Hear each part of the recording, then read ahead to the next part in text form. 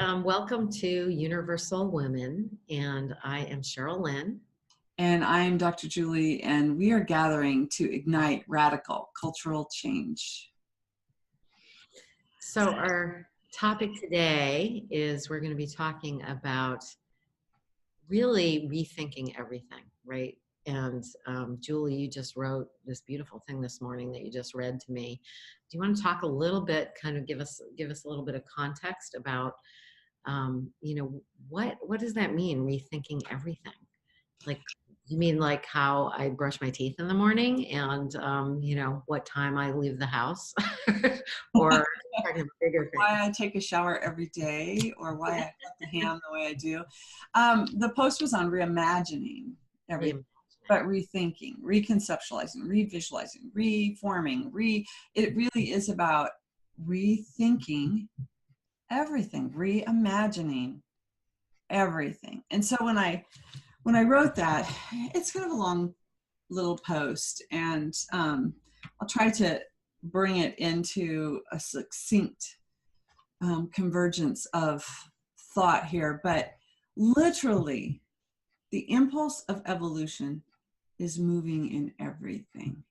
And so from the big picture, I'm going to go to the big picture, and then I'll come down to the little picture, and hopefully it will make sense. But when we're thinking about the big picture, that literally the impulse of creation is within us, this divine intelligence, and we're designed to grow and to expand and to change, right? We're designed to continue growing and expanding.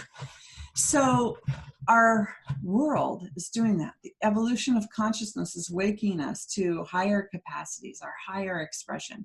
So much more than we can even imagine. And so when we think about the world as it is, and we see everything breaking down, I mean, people are literally freaking out.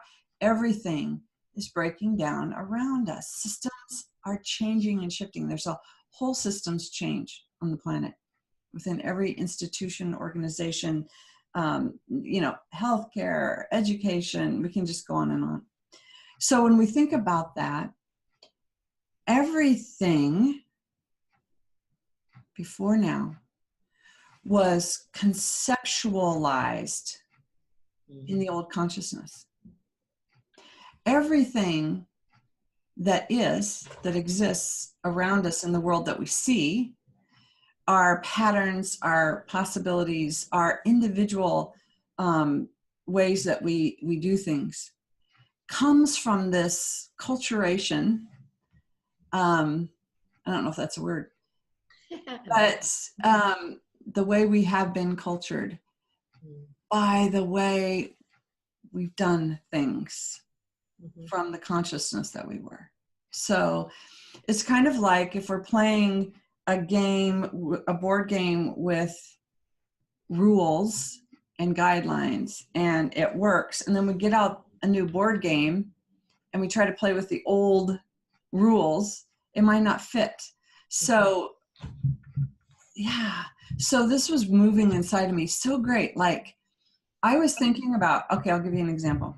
So I was thinking about, I had an evolutionary leader say to me yesterday, how can we reach people? We're all like singing to the choir. Like, we got this message and we're talking to each other.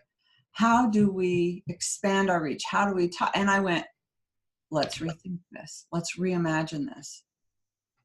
We think writing a book, getting on stage. I know you want to talk. I'm sorry, I'll wrap it up. Getting on stage, speaking to people, doing a blog, doing here we are, right? We're doing this podcast. Like, we think that the way we've always done things to get things out is the way to do it. But what if the impulse of evolution can take us to a place we can't even imagine? So we have to reimagine everything to get to the place we can't even imagine. And that's by tapping into this creative source, this designing intelligence that's here. Okay, that was really long. I'll be quiet for a minute. No, I think it was good to set I asked you, set the context for us, and you did. But I thought of two things. One, a little cute thing when I was thinking about instructions, and you're talking about board games. I was thinking about the difference when my son, especially my daughter, and I would play with Legos with him sometimes. But the difference between, you know, having this Lego, whatever it was, like this creation that had instructions on how to build whatever the picture was. And we would do that first, and we would build, the rocket ship or whatever and follow the instructions. And that was fun. But it was so different when we threw out the instructions and said, let's see if we can make a rocket ship that there's no instructions for. And that was a totally different thing, right? So that was one thing I was thinking of, a way to kind of see how to reimagine and use our creativity and be in that co-creative process by being open to not having any instructions. And then the other thing that I was thinking of is it's an example of something that just happened. So I live in, after having lived for 10 years in Phoenix, as you know, in this, metropolitan area, I now live in a pretty rural area. And it's very different as far as business is concerned. I have clients all over the world, and that hasn't changed. I can still do Skype or Zoom. But locally, like having events and things, just like there's not that many people to draw from. So I had this impulse though, and I've had it, I've been here 2 years now, and I am going to do it because it's just calling, to have a clinic. So it's just a one-day thing, and probably do it once a month, and have people be able to come and pay whatever they can afford. And that they can have a session with me, and it supports them. And it's a way to, it's not about advertising or getting more clients or anything like that. It's just simply, this is what is being called for from me to give. So I shared this idea recently with someone who was so weird, who is very much of a networker, and it was a networking kind of thing that we were at. I shared my idea with this woman because she seemed to be really open to different things, and thinking that, maybe she or there might be other people that she knew that would want to participate in it. And she immediately went to thinking of, she got all excited and she said, yes, it's exactly what I wanted to do. But what she said was she wanted to have practitioners come in and do little short sessions, like 15-minute, offer these 15-minute by donation or free. And then that way they can promote their businesses and get more clients. And I just went, well, that's not what was not the point, to get more clients. She said, well, why would you do it? And I realized after talking, I'm shortening it here, but after talking to her for a little while, that she was so in the old marketing mindset of how we do our work in the world, that she wasn't going to get what I was talking about. So I just, said, okay, well, I'm going to do this because I'm called to do it. So that's just an example of how, just how we can just open up to other ways of doing things. And it's like, well, what if we are just generous with each other and don't have an agenda? What if? Imagine that. So you pushed one of my buttons, which is the old ways of marketing that are so, I really have this aversion to being marketed to, getting the plethora of emails and the affiliate marketing where I'm getting 10 of the same emails because they're all marketing for somebody or something. And just that constant people telling me that I can get rich, I can be thin, successful, happy, 6 figure, 7 figure, you've got to do these things, assuming those are my values, which they're totally not. Like, it's like, ugh. But so the marketing piece is another part, is we're talking about igniting radical change and women stepping up. We can do things different. And a lot of the systems and structures that are in place still, but are breaking down, were designed in a masculine model, in a masculine patriarchal model. So coming back to the small, as you were talking, I hear something that I say all the time. If we always do what we've always done, we'll always get what we've always got. Yeah. So if we always do what we've always done, we'll always get what we've always gotten. It's like, okay, wake up different every day. Change your morning routine. Change your daily routine. Change your weekly routine. Change your monthly routine. Like literally we feel, and here's for women, we're really good at flow, getting into the flow, being, I'm going to be attuned to guidance. But then we need to add a little more structure to that so that we're really balancing. We're really, really bringing things down into the finite form. We're bringing the infinite down into the finite. So it's like we need a little structure, but we need the shift in our structure. And then we need a lot of our own energy. We need a lot of this feminine energy coming in to soften our edges. But it really is about trusting the higher guidance, trusting the impulse that's here, that is here, doing this work on the planet. Yeah, as you're talking about trusting the higher impulse, I know that, when I get scared about how my life's going or my health or, just whatever brings up fear in me, excuse me, I forget about something that is, I'm always like called to be generous, called to be kind, called to be like find ways to help others. But that balance that you're talking about, in the past, it's often gone to the point of self-sacrifice and actually harming myself by giving and giving and giving and giving and giving. And when I think about looking at creating things that to me, it's a very feminine principle of nurturing and bringing things from a place of love. It's not weakness. It's a strength that we have to actually, when we always come back to your model of good of the whole, that it's like we have that natural impulse to include each other and to be together, and yet there's been these structures that have been separating. I started watching with my partner a documentary series about New York City and how it was founded, and I never sunk in that the city, like when you look at the history of like Boston or things like that, and the founding fathers and wanting religious freedom and, but New York was completely financial. Like it was all about wealth, and it was built up it was all about the economy. And that has infiltrated our whole country here in the United States and beyond.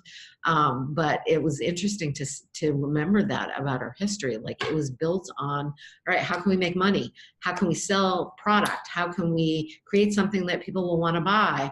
And that includes ourselves, like our message. We have to market our message out there instead of like, well, how can we include everyone so everyone benefits from whatever it is that we're doing? It doesn't mean that we can't make money at something, because, we still have to eat. And right now that's what we exchange for food and all sorts of things. But there's just a whole different energy when you say, well, how can this benefit everyone? Right? Yeah. That's a really good example. I love even thinking about when you say New York and what it was founded on. Look at the American dream. Mm-hmm. What if we reimagine the American dream? Looking at New York, even like, why do we work 40 hours a week? Why do we invest in a stock market? Why do we retire at 65? Like, rethink everything. And I love the idea that rethink everything considering the whole. Rethink how does it benefit everyone? Rethink, how does it benefit the planet? how does it affect the planet? Mm. You know, like when we begin to reimagine everything, we have to look beyond this. But we are also looking at this as a microcosm of the whole. Well, So, don't you think that minimally, minimally, we have to focus on this? It can't, we can't do one without the other. You can't just be out in the macrocosm working without, actually doing it for yourself. And that may even be enough for some people. Their role is not to be out on the planet doing all these, making big changes, but when they're making conscious choices for themselves and their families, that actually is part of building this movement that changes everything. It's like, well, no, I'm going to do it this way, even though my ancestors all did it this way. I am going to start making everything, cooking, at home, and stop eating all this fast food with the styrofoam packaging, or whatever the thing is that, someone decides to do, right? we're reimagining the holidays this year. Mm-hmm. No, we've always done it the same way. We're reimagining. We're doing it very different this year. Yeah, reimagine everything. I even like the idea of even how we nourish ourselves. Even with, I've been reimagining my life. Yesterday, I had this day that felt so different. It's funny because that's when the reimagine came in, but the day felt different from the beginning. It was like I had this agency over my life. Like instead of me feeling like, oh, what am I going to respond to? Or, am I creating more of the same today? Or it was like this agency within me that was just like, look at the life I'm creating today. Like from making green tea different. I made my green tea. Okay, I'll show you. See this great big huge old Yeti. Oh, Krull agency. Great. Are you advertising? I think am. you're trying to advertise your husband's business. So this is a Yeti. So it keeps tea warm. And instead of me making a small cup of green tea or drinking coffee all morning, yesterday I just had this impulse to get out my beautiful, I have loose green tea. I love yerba mate. And I made this huge batch yesterday. And just walking up to the teapot felt different. And when I made that batch of green tea and it was warm and it lasted and I took it to the office, it was like, I just felt different. It was like it induced something different rather than taking a cup of coffee to the office or not having it. It was something different. So those are the little things to reimagine, but it's everything. The who, what, when, where, how, and why of everything. Everything. I like your tea story because I kind of did something similar. I mean, I have a Yeti mug too. I don't have it here in my office. I have to bring it to my office. But I would go out with Brian on these, wherever we're going, doing errands or on a little road trip, and we would bring our mugs and stop at a coffee place and get coffee, or sometimes I get tea. But instead, like the past few times we've gone out in advance, because usually when I go out, and I'm trying not to have caffeine because my body really doesn't like it. If I get something non-caffeinated, it's not very tasty. But I figured out this recipe for making decaffeinated chai with coconut milk, and I made it in advance and had it in the Yeti mug, like as I was driving around, and I was so satisfied with that. It was like, this is so much better than the way I was doing it. So I kind of see, and there's also nothing wrong with like certain rituals and things that are just comforting, but I think the questioning part is the key, right? So we question, does this make sense for my life right now and my beliefs? Is it in alignment with who I am now?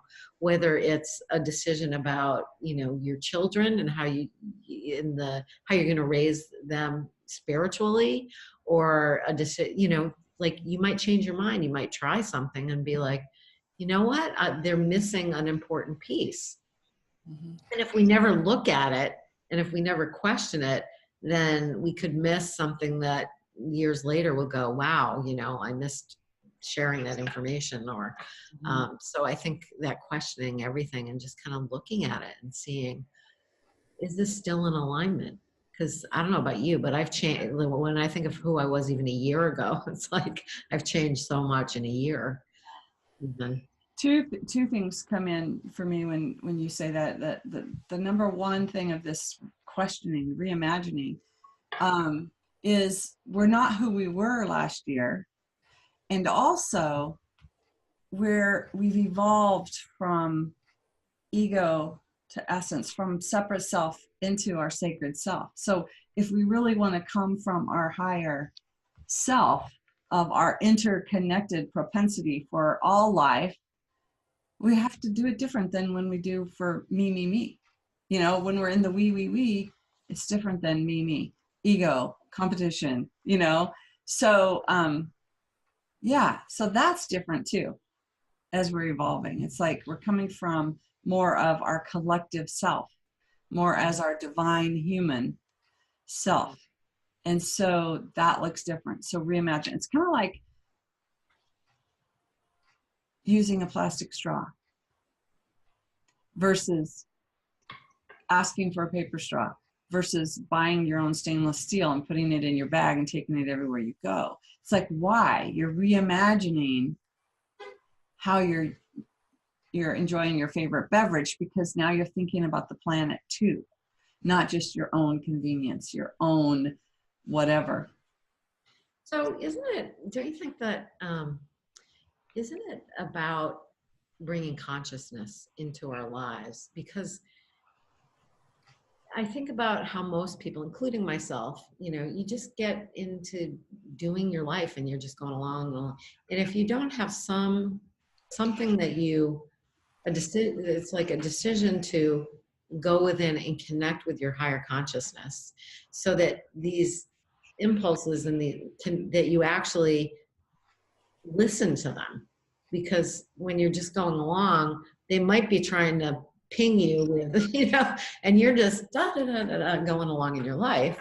But if you have some sort of intention to have conscious moments, at least throughout your day, whether it's formal meditation or, this is going to be my time to, take a walk and really tune in to just my day. Is what I'm doing so far in this day in alignment with where I want to be? How have I spent the last hour? Is it really what I feel aligned with? And bringing consciousness into our day is the only way that we actually start being able to expand our thinking beyond, the me, or, all the demands that are pulling on us that, just have us going like this all the time. Right? Yeah, this thing, I'll give you a really good example. And this has really been transformative for me. I've used this example forever in my life because I'm spontaneous and creative. I'm not organized and plan ahead. So you look at this continuum. And I've always taken great pride in being spontaneous and creative and in the moment. Mm-hmm. But you're right. With this age of information, there's so much coming all the time that can I really hear that divine designing intelligence coming through? And if I know where I'm going, there has to be a little more of that orderly, organized plan ahead. So this sounds counterintuitive. But when I'll just use food. When I plan and prepare and know exactly what I'm going to eat today, mm-hmm. I'm not thinking about food. If I'm hungry, it's not like, oh, what do I want? What do I have? What do I, and I'm going, it's like when I plan ahead, my mind is free and clear. for so many more opportune moments, like, and I'm not worrying or thinking about food. I know when I go home for lunch, I'm going to have hummus and veggies today and a few olives and da, da, da. And I'm not even going to have to think about what's for lunch, I'm hungry, and spend all this time going, I'm hungry, and no, that didn't satisfy. It's like, boom. So adding that little bit of, what? It's funny because I'm the opposite. If I like have a plan around, this one topic around food, I'd be thinking about the hummus and olives like for, all morning, like thinking about, Really? have my hummus and olives. Yeah, I'd be more obsessed about it. It's for me, it works better to be in the moment, like when I'm conscious, Yeah. what is it that my body is wanting? It's that for me is more freedom. So isn't that interesting? We have kind of an opposite way of doing it. Totally. And yet it's both about being conscious, like being conscious and being present to whatever, however that happens for you, right? Yeah. Well, to me, to plan ahead, like I don't want to spend a lot of time imagining my food. So when it's done, I can reimagine the world. I can reimagine relationships. I can reimagine systems and structures. Like my mind wants to go way out here, and I don't want to be bothered with the nutrients that I'm putting in my body. I want to know that I'm nourished so I could do the work in the world.